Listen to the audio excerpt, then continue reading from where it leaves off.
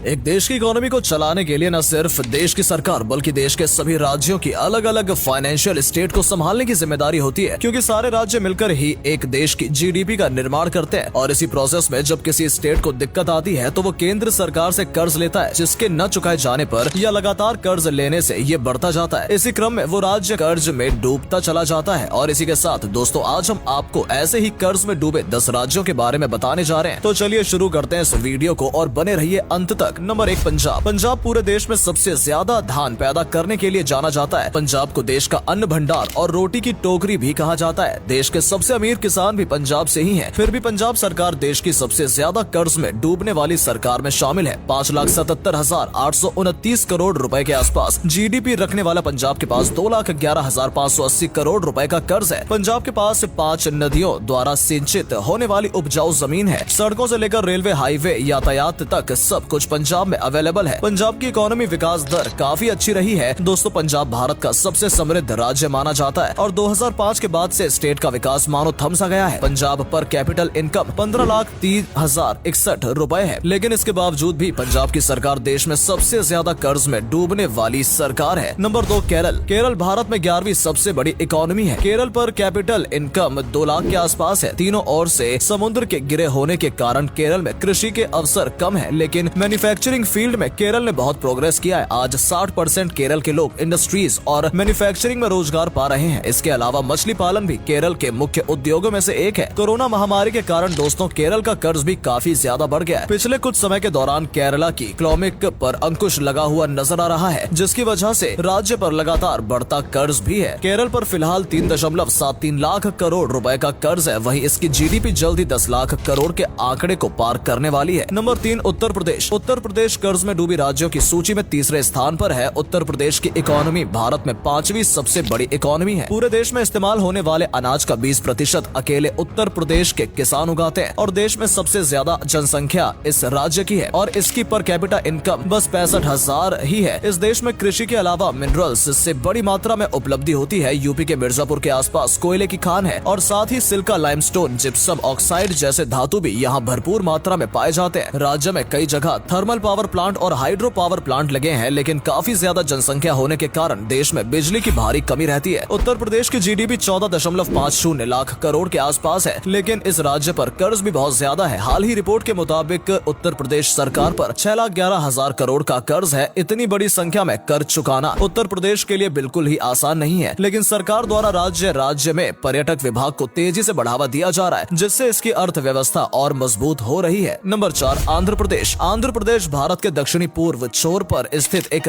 नदी राज्य है। ये राज्य अपने मंदिरों के लिए न सिर्फ हिंदुस्तान में बल्कि पूरे विश्व में प्रसिद्ध है। दोस्तों, आबादी के अनुसार आंध्र प्रदेश भारत का 10वां सबसे बड़ा राज्य है। पिछले कुछ सालों में आंध्र प्रदेश की इकोनॉमी भारत की सबसे तेज बढ़ती इकोनॉमी रही है। इसके अलावा वर्ल्ड बैंक द्वारा भी इसे काफी सराहना मिली है। आंध्र प्रदेश की इकोनॉमी सबसे ज्यादा एग्रीकल्चर पर डिपेंड करती है। आंध्र प्रदेश की जीडीपी 10,80,657 करोड़ रुपए और इस पर कर्ज लगभग 2,52,020 करोड़ रुपए का है। स्टेट की पर कैपिटा इनकम 1,12,764 रुपए है। Number 5, waste Bengal. 100 मिलियन से ज्यादा आबादी के साथ दोस्तों, वेस्ट बंगाल भारत की जनसंख्या के लिहाज से चौथा सबसे बड़ा राज्य है। वेस्ट बंगाल देश की इकोनॉमी में मुख्य भूमिका निभाता है। एक टाइम पर यह भारत की राजधानी भी हुआ करता था और अन्य देशों के व्यापार के लिए वेस्ट बंगाल का बंदर का इस्तेमाल किया जाता था। आजादी के बाद से ही स्टेट फूड की डिमांड जरूरतों के लिए ही सेंट्रल गवर्नमेंट पर डिपेंडेंट रही है, क्योंकि ग्रीन रेवोल्यूशन बंगाल को छूकर भी नहीं निकला था। फिर भी 1980 के बाद फूड प्रोडक्शन में अच्छा खासा इजाफा हुआ है। पश्चिम बंगाल की जीडीपी 13.30 लाख करोड़ रुपए है, वहीं इसकी ग्रोथ 19.1% है। पश्चिम बंगाल का पर कैपिटा इनकम 1,30,426 रुपए। पश्चिम बंगाल चाय में भारत में सेकंड लार्जेस्ट प्रोड्यूसर है। इस देश की कुल खपत का 10% योगदान करता है। एग्रीकल्चर के अलावा इंडस्ट्री के मामले में भी कोलकाता संपन्न। वहीं इन सब के बावजूद वेस्ट बंगाल पे 3,93,700 करोड़ रुपए का कर्ज है। नंबर 6, तमिलनाडु। तमिलनाडु भारत की तट पर स्थित है। तमिलनाडु का नेट डोमेस्टिक प्रोडक्ट इंडिया में सेकंड लार्जेस्ट इकोनॉमिक का निर्माण करता है और महाराष्ट्र के बाद तमिलनाडु की जीडीपी सेकंड नंबर पर है। तमिलनाडु की 50% आबादी शहरी है। तमिलनाडु की जीडीपी 17.26 करोड़ रुपए। तमिलनाडु के ऊपर 8,61,300 रुपए का कर्ज है। इस तरह तमिलनाडु कर्जे की स्टेट लिस्ट में डूबा हुआ है। तमिलनाडु में उद्योग धंधे बहुत अच्छी कंडीशन में। तमिलनाडु की गवर्नमेंट स्टेट में सबसे बड़ी इन्वेस्टर है, जो कि 52% है और उसके बाद से प्राइवेट सेक्टर का कंट्रीब्यूशन 29% है। Private sector the constitution percent है। तमिलनाडु का जीडीपी पर कैपिटा इनकम 1,82,125 रुपए है। नंबर 7 कर्नाटक। कर्नाटक दक्षिण पश्चिम क्षेत्र का एक राज्य है। कर्नाटक एरिया के हिसाब से दक्षिण भारत का सबसे बड़ा राज्य और भारत का छठा सबसे बड़ा राज्य है। कर्नाटक की इकोनॉमिक्स भारत में हाईएस्ट इकोनॉमिक्स में से एक है। कर्नाटक की जीडीपी पर कैपिटा इनकम 17,80,121 है। कर्नाटक पर 2,64,600 करोड़ रुपए का कर्ज है। यहाँ पब्लिक सेक्टर का बड़ी कंपनियां जिसमें हिंदुस्तान एरोनॉटिक लिमिटेड एक है, जो कि इंडियन एयर फोर्स के लिए फाइटर एयरक्राफ्ट प्रोड्यूस करती है। अन्य इंडस्ट्री में स्पोर्ट्स बेस्ड